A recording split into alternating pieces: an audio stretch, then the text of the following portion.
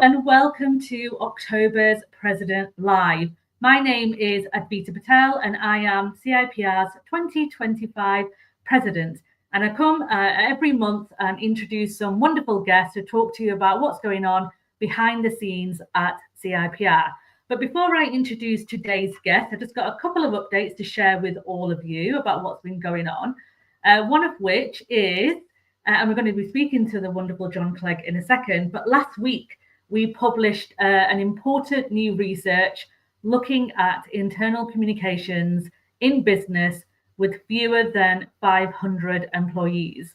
The Inside Story, which is what the report is called, was sponsored by the CIPR Research Fund and authored, as I said, by the wonderful CIPR fellow, John Clegg, who has investigated internal communications in organizations that have fewer than 500 employees.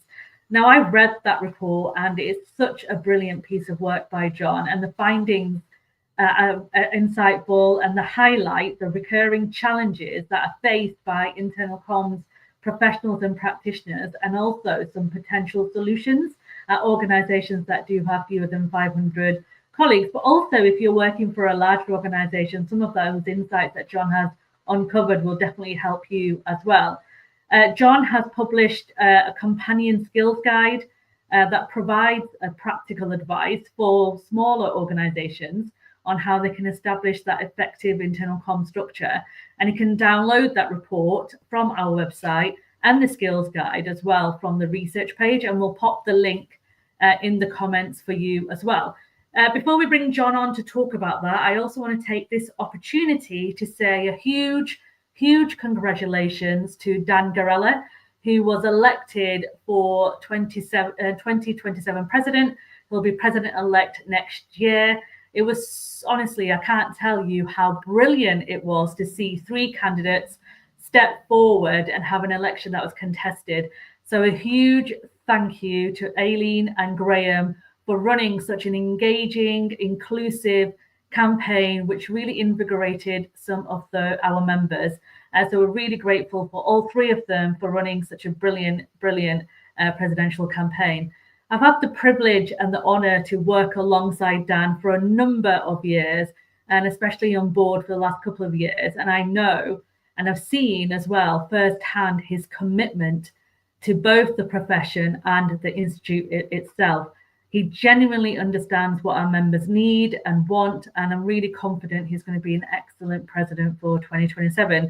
Dan is actually going to be one of my guests next month as well, so you'll get to hear from him in person about some of his plans for 2027.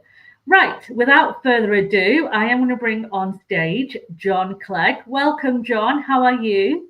I'm good. Thank you, Advita. Thank you for having me on.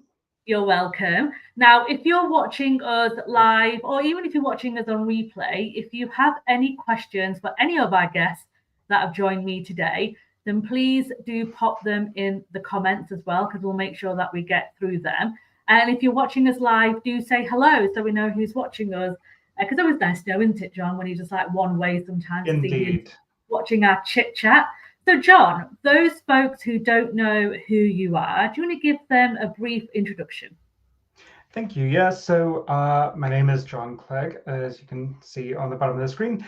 I have been in communications now for nearly 20 years and have been a member of the CIPR for several of those, and have been on various groups and now sit on council and most recently a fellow. I've worked primarily within internal communications and have primarily worked in-house before going freelance and setting up my own consultancy last year, which is when I decided to undertake this piece of research.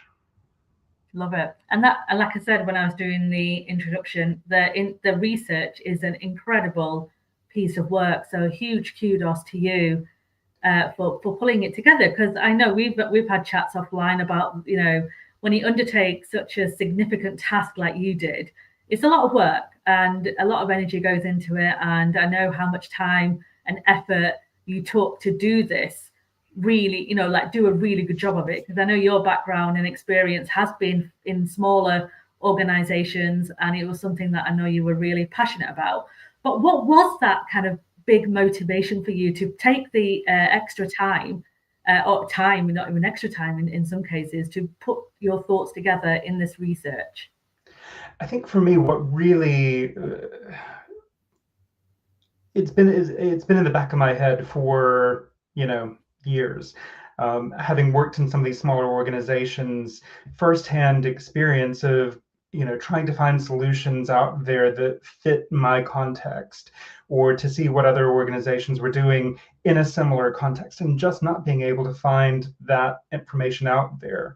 It's one of those things that sometimes where you see the gap, you need to fill it. You need to develop that research and that bit of thought leadership yourself.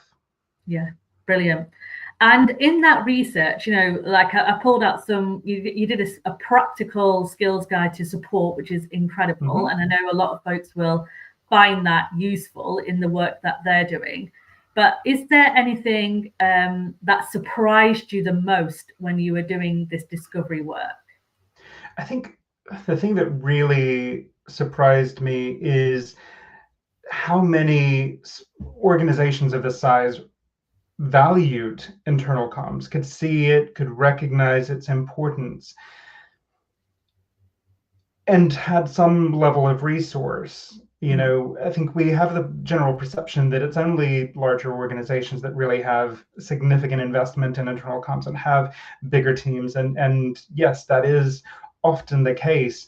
But what came through with this research is that a number of these organizations that have 50, even 100 employees still had internal comms research or resource rather, but they may be part-time, they may be fractional. They're investing what they can afford because they can see the value of it. And I thought that was really emboldening to see. It's impressive that these organizations are doing that.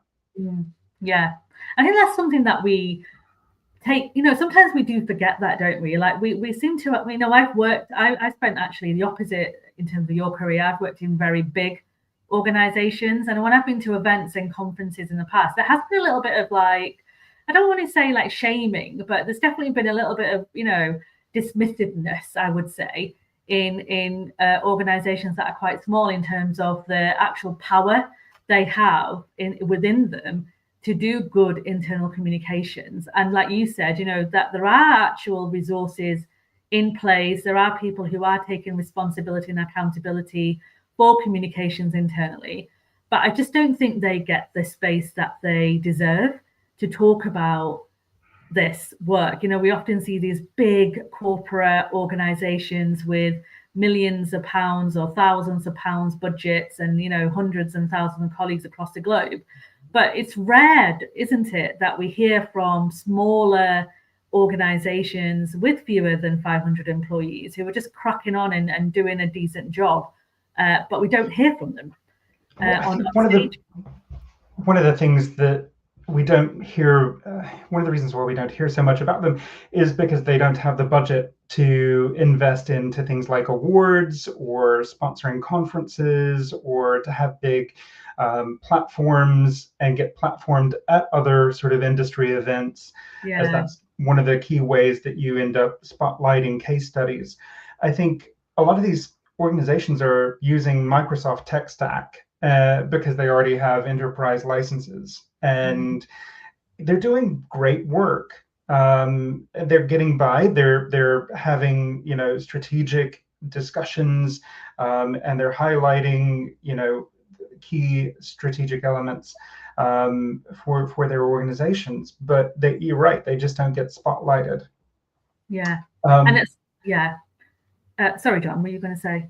No. I was just going to add that I think having the spotlight on them gives them a moment to sort of shine in their context, and I think it also uncovers this context, which is a bit unique. I mean, there's so many organizations in the UK that fit into this demographic, and it's just a widely unknown, untapped, sort of demographic. Yeah, you're so right. And I think it's such a key point, and I suppose a call out, even for CIPR, to be honest, in terms of what can we do to highlight some of these organisations that are doing really good work. And you know that and most significant, and you know, I read in the report that majority of the organisations have fewer than 500 employees in the UK, right? So we should be doing some more work on with them to understand and recognise the great stuff that they're doing and some of the challenges that they might be facing, how we can help each other out with that. And so, on that note, you've done that guide, which I spoke about, that's pragmatic and practical.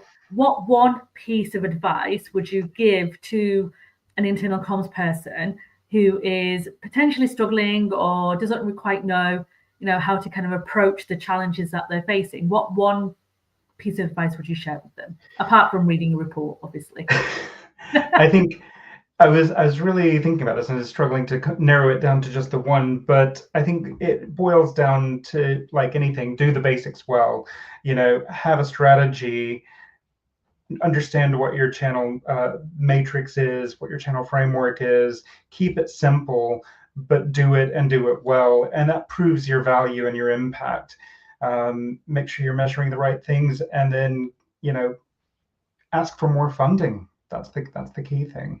Amazing. Yeah. I mean, who doesn't like more money, right? To do good stuff. But, you know, we've spoken about this for many decades and many years, really, about asking for the funding that's going to add the value, right? And I think sometimes we can get too focused on the channel specifically, for example, or the output, and not often thinking about actually how can I help this business make money, save money, or mitigate risks, which is ultimately what senior leaders tend to generally care about. You know, when we strip away all the other stuff, that's the three key things I always say.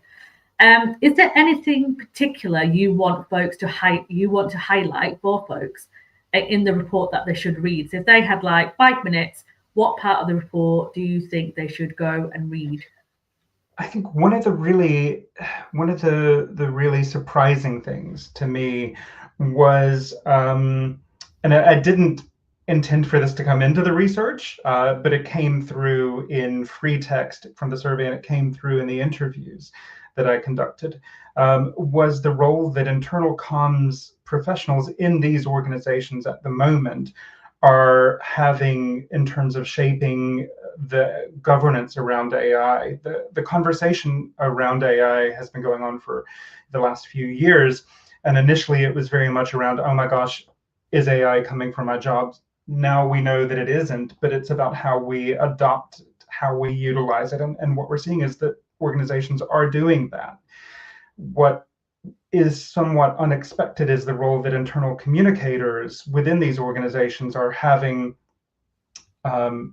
when it comes to deciding what that governance is, working with IT, not only to roll the policy out, but to decide what is an acceptable use policy and how you can use that to ensure that you're spreading truthful information and, you know, that the organization is acting with integrity. And I think that's a really interesting, you know, development. So I think there's definitely a section in the report that focuses on those findings, and I think that's a real key highlight. Brilliant. Well, thank you so much, John, for this insightful chat and producing such a brilliant report. It really is well worth 10-15 minutes of your time to sit down with a cup of tea and have a read through. Whether you work in internal comms or not, it's still a great read, good for all disciplines of comms to understand and recognise some of the challenges, the benefits of working in a smaller organization. We're going to pop the link to the report directly underneath the videos on YouTube, Instagram, and on LinkedIn, depending on where you're watching. But if you want to get in touch with John, what is the best way, John, for people to connect with you? So LinkedIn, you can find me on LinkedIn. My direct messages are open, so feel free to do that. And looking forward to hearing from anyone. Of course, I'll be in the comments as well. So amazing. Thank you so much, John, and I will speak to you very soon. Thank you so much Thank again. you. Thank you. Bye, Advita. Brilliant. I mean, please do download that report. It is a fantastic. I've read it a couple of times now, and every time I'm learning something new from that brilliant piece of work that John has done. Now, talking about volunteering and doing things like research and investing your time with CIPR, one of the areas I want to talk to you about today is about volunteering and what that means and what that looks like, especially if you want to kind of put your any time you have available towards the work that we are doing at the Chartered Institute of Public Relations. And to help me speak about volunteering a bit more and explain how you can get involved and what does it mean, what does it look like. I've got two brilliant guests who are joining me today. We've got Sasha Fuller and Susie Steele. Hi, Sasha and Susie. How are you both? Well, thank you. Thanks. Thanks for having us on. No, thank you for joining me. Thank you. I sent a flurry of WhatsApp messages in our WhatsApp group yesterday asking for two people to come and say hello and join me today. So before we get started, Sasha, I'm going to ask you to do a quick intro for those folks who may not know who you are. Brilliant, thank you. Hi, I'm Sasha Fuller, currently Deputy Director of Communications at the House of Commons. But on the 1st of December, I am joining the East London NHS Foundation Trust as their new Director of Comms and Engagement. My background, probably like John, who you just heard from, about 20 years working in communications, generally in the public sector, where I've covered, I sort of cut my teeth in government press offices, and then sort of gained experience in planning, horizon scanning, external affairs, content creation, digital comms, etc. So, and that's something I'd really recommend colleagues making sure they've got a really solid understanding across all comms disciplines. Amazing. Thank you, Sasha, and congratulations on your new role that's starting in a couple of months. Susie. Similar journey. So I have a communications and marketing consultancy following approximately 20 years of in-house experience. I started my journey in internal communications, so a lot of what we spoke about at the start there in John's report resonate with the kind of smaller businesses in the supply chain. My background is predominantly private, industrial, in the oil and gas industry. There's a lot of these SMEs in that kind of space that struggle with what internal communication becomes a priority when things like risk and reputation come into play, as you touched on there, Advita. So yes, I think communications is the base for everything. It's often, I think, it's brought in at the last minute, isn't it? Amazing. Susie, can I ask you just to move your mic? Is your mic it's just a little bit muffly? Sorry, oh, is that it? Amazing. Thank you. Yes. Okay. So I want to talk today to both of you about volunteering. So you're both members of our council and doing, a brilliant job in terms of those meetings and the conversations that we're having around there. But I want to ask, and I'll start with you, Sasha, what was your motivation to become a volunteer for CIPR? Because obviously remember, and you've got a busy job, you're doing lots of brilliant things and stuff like that. But what motivated you to become a volunteer for CIPR? I think for me, I've always believed in the power of network, and then particularly the more senior you get, the more having strong and deep networks across your industry are really important. So if I think I was at CIPR and then DWP, and I was on the Government Communication Service, one of their talent development programs, and one of the most valuable things I got out of that was a really, really strong network that, it's been 6-7 years since I left, but I've still got a really strong network. And so for me, the opportunity to get to know people from all different industries, and I'm quite conscious of the fact that my background is very public service focused. So the opportunity to get to know people in my industry that have got different backgrounds to mine, so private sector, charity, etc. And that was in the context of the huge amount of change. We could see that AI was making lots of changes, and I really want, you hear lots of sort of, I don't know, how do you know who is the snake oil salesperson versus who's actually doing real things? And so I really wanted to kind of get to know more people across the industry, understand what some of the genuine use cases of AI, how to kind of prepare and train the team, how to be a good kind of challenge agent, I guess, sort of being able to challenge what you're perhaps being told. And then on top of that, also was really interested in how different people were tackling diversity and inclusion challenges, diversity of all, from race and ethnicity through to neurodiversity through to caring responsibilities, because I believe very deeply that we are best when we reflect and represent the audience that we're attempting to serve. And so that was what attracted me to the volunteering, and I do really feel like it's an incredibly supportive network as well. So I've really benefited from that. Amazing, thank you, Sasha. How about you, Susie? Yeah, I resonate a lot with points there, Sasha. I think connecting with peers has been invaluable for me. It was the main reason I joined the CIPR. I was having a bit of a career lull and really wanted a bit of support up my own growth, but I wanted to contribute and help shape the profession as well.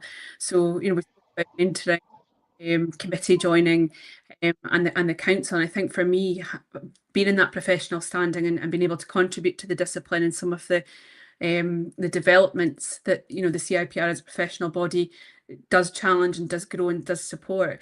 For me, that's kind of quite invaluable. And the conversation about where the profession as a practitioner is going, to be part of that and help shape it in a council position is really, it's very important to me. And I think having that representation of voices of other practitioners, and perhaps that's something as a volunteer and as a council member, not everybody that is a member is maybe familiar with, that you can actually advocate and support, but you can listen and be the voice for the audience across that. So I think those kind of things are invaluable for me sitting on the council. Yeah, and I relate to both of what you said, but what both of you said. And just for those who are unfamiliar with the kind of structure of CIPR, just so you know how volunteering works, we have groups and networks. So groups and networks are the ones that you might see in your regions. So the East Anglia group, for example, the Northwest group, the Northeast group. And then we've got the networks, like the crisis comms networks. We have specialist groups as well, like the CIPR Inside that John was a member of as well, and the public sector committee. We've got local public, not-for-profit, and local public services. So we've got different networks, different groups in regions as well, and different specialist groups. So that's like the ones where you may go along for events and things like that. And then we've got the council, which is what Sasha, Susie and John, actually you said before, are part of. And the council are actually voted in by members. So you are representing the member voices ultimately in those meetings that we go along to every quarter. And you hold the board accountable for some of the deliverables, and you make sure that we're aligning with our strategy. And as council members, you have the opportunity to make sure that the members are getting the best benefits from their membership fee and dues that they pay. Because members voted you in, you are, like Susie's point, we have a representative council from all across the UK where people have been voted, and there's 27 members on a council as well, just so that those folks who are not familiar with the council. And we have an election every year for council, and we've just elected 10 new people to join, and 10 people will also either renew or step down. And normally it's a 2-year term, just in case you're not familiar. And then you've got the board, which is what I'm part of as president. And we have a board of directors who normal term is 2 years as well on there. And the president term is often 3 years. So you have vice president, president-elect, president, and then past president. So that gives you a very kind of whistle-stop tour of how the volunteering works. But you also have research fund stuff that John was part of. You've got other things like Influence, the magazine, where we have a group of volunteers. We have the podcast, where we have a group of volunteers. We have working groups and working committees. So there's lots of opportunities for people to get invested if they wish to. And I want to put the links and everything in for you as well, because they've got a whole volunteering page dedicated to that. So Susie and Sasha. So I'll start with you, Susie. If someone is watching this now and is thinking, I really want to get involved, but I don't quite know what. I mean, I've just given a very, very rough overview about what's involved. What's your number one piece of advice to them? Like, how did you get started? How can they get started? What would you advise them to do? Start with what motivates you. I think I've always been someone that wants to encourage and mentor other people, whether it's a team or, you know, leadership around me. So really start with that. What makes you tick? So whether it's, you know, internal comms, that we spoke about, ethics, education, innovation, sorry, the governance, like Sasha spoke around there, around AI, whatever it is that you have a good and strong understanding about and what you would be able to impart your knowledge of in a volunteering situation, you're already valuable because you've got that lived experience. You can help maybe draw out some of the challenges that are maybe not known, or maybe, you know, it's just, again, working with your peer group who, you know, have further lived experience and then can, you know, help kind of distill a bit more of where that direction needs to go, in terms of guidelines and guidance, to support it. So I think, yes, that's what motivates you, because it's not always about just giving back. It's about, as I said earlier, it's about giving back to your profession and getting something valuable out of what you're putting in as well. Amazing. Thank you, Susie. Sasha, do you have anything to add, or what are your top tips? I was going to say, I think, Susie, you gave a really good, I really liked how you phrased that, because I'd written down curiosity. I think Curiosity, that's a good one. Yeah.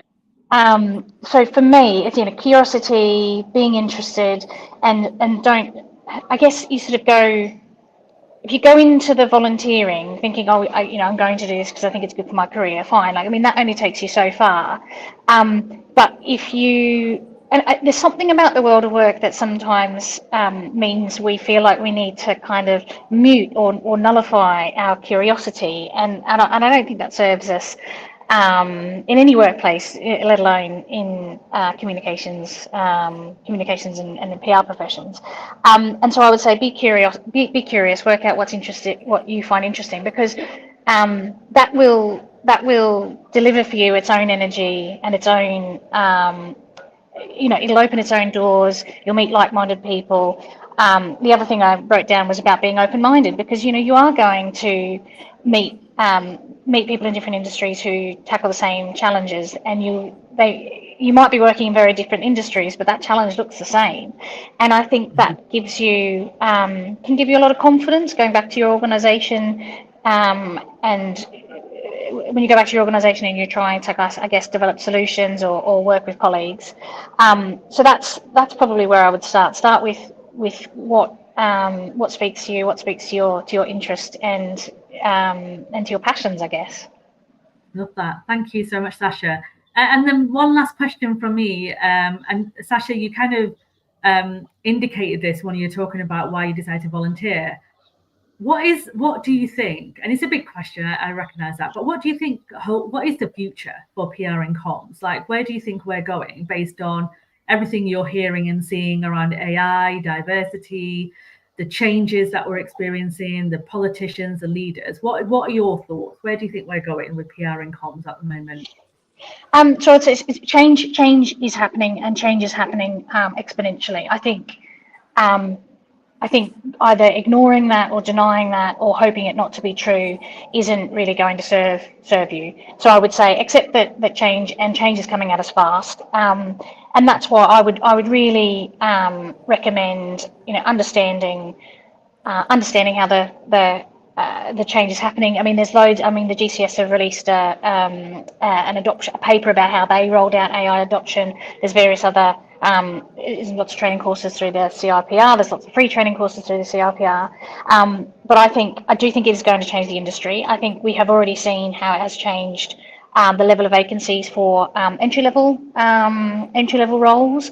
I think personally, I think that will settle down a little bit, because I think I'm quoting someone else here when I reflect on the fact that it may be that some of the financial decisions organisations are making is slightly hidden and tied up in whether it's a decision around AI adoption or a decision around finances. But I do think that some of those entry level jobs, I do think that will settle down.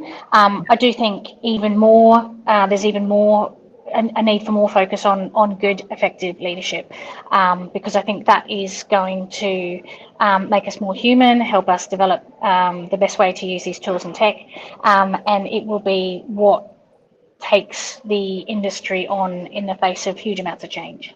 Amazing. Thank you so much, Sasha. And Susie, the last word to you before we sign off today's session. 100%. As comms practitioners, we need to be adaptable, but that trust and transparency, that's what we live and breathe. And if that's not there, then we're not doing something wrong. Amazing. Well, thank you so much, Susie and Sasha, for your fantastic contributions, your volunteering, and for joining me on today's live. Thank you for having me. Thank you, both of you. Before I say goodbye to all of you who are watching us, either on live or on replay, just a couple of points, a couple of bits for me. First of all, the volunteering thing. I want to do just a quick shout out. If you are looking to volunteer, the Wessex groups are looking for a new chair, and the EGM is going to be held in November, December. So keep a lookout for that and get in touch with the chair for that. And I'll put the details in the comments as well. The corporate finance group is looking for a budget manager. So if you want to kind of enhance your skills in budget work, then please get in touch with them. The East Anglia group also needs a budget manager, so we'll put the details in there. And the local public services group have been need some more volunteers. So if you want to volunteer for any of those that I've mentioned, then please do let us know. I'm going to put all the links in comments as well. Now, it wouldn't be a live stream if I didn't do some recognition and a celebration. So first of all, huge congratulations to all these fantastic individuals who have just recently been chartered. Well done to you all. And also a huge well done to anyone who has received their recent qualifications as well. There's been over 80 people across the globe who have received diplomas and certificates in various communication courses as well. So congratulations to all of you. And of course, our top 10 loggers are absolutely flying with their points and putting me to shame, to be honest. So look at some of these points. We've got 540 points there from Martin, who is doing incredible work, and Marita is just on his tail with 533 points. Incredible work, everybody. Incredible work. Before I say goodbye, just to remind you that we've got the CIPR National Conference on Thursday, the 13th of November. I'm going to be there chairing the event. We've got some fantastic speakers. We only have a small number of tickets left. Promise you that's not a scarcity tactic. It's true. I've checked in with Kat. We only have a handful left. So if you want to come along on that date, make sure that you get your seat. It's also online as well. So we've got the key talks on main stage are going to be streamed live. I also want to do a shout out to a couple of our groups who have got events going on. So we have the international group have an event in a couple of days about misinformation. I'll share the link in the comments.